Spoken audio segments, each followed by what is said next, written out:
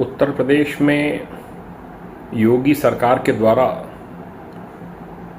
पिछले 8 साल में पुलिस, एटीएस, एसटीएफ इत्यादि एजेंसीज ने इंटेलिजेंस रिपोर्ट्स के आधार पर जो स्लीपिंग मॉड्यूल्स थे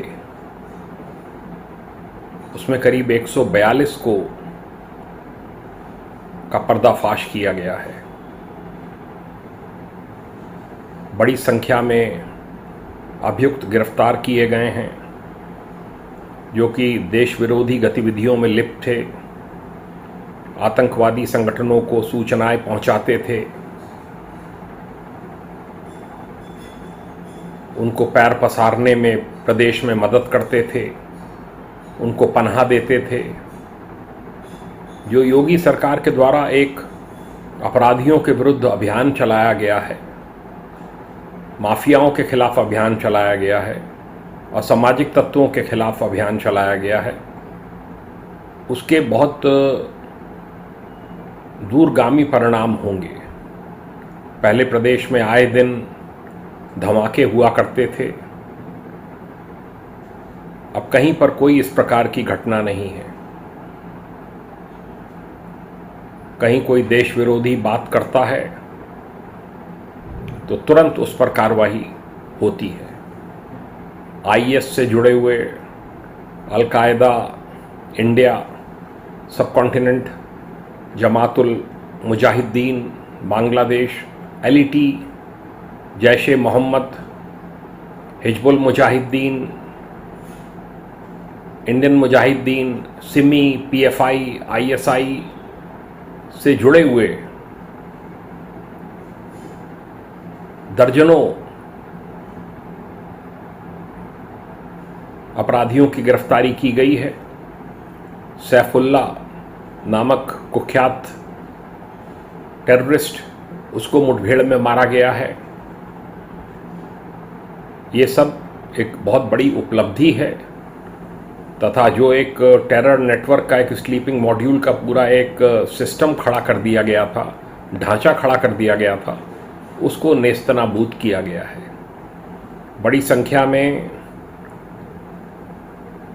ऐसे अपराधी गिरफ्तार हुए हैं जो फेक करेंसी में डील करते थे।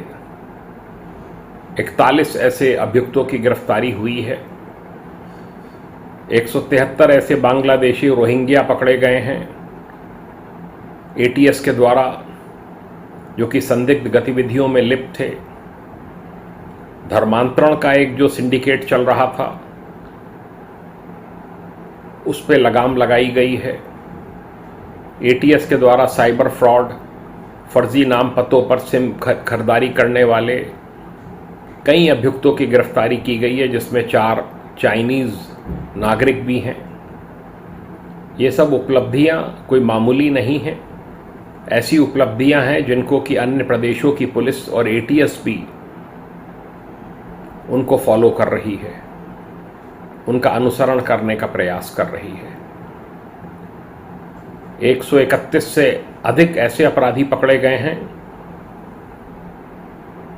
जो कि पनाह देते थे आतंकवादियों को, आतंकी तत्वों को, उनकी धरपकड़ हुई है।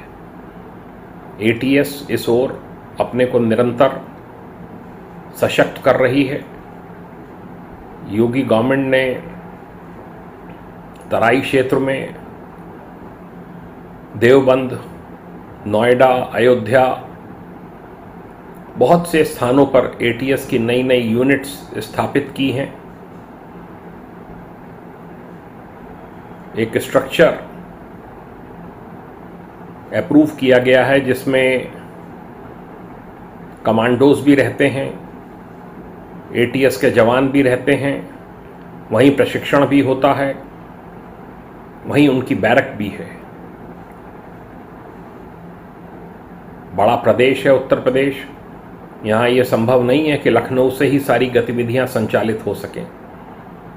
जितने भी संवेदनशील स्थान हैं उनमें एटीएस की यूनिट्स खोली गई हैं और इसके कारण से एटीएस की पकड़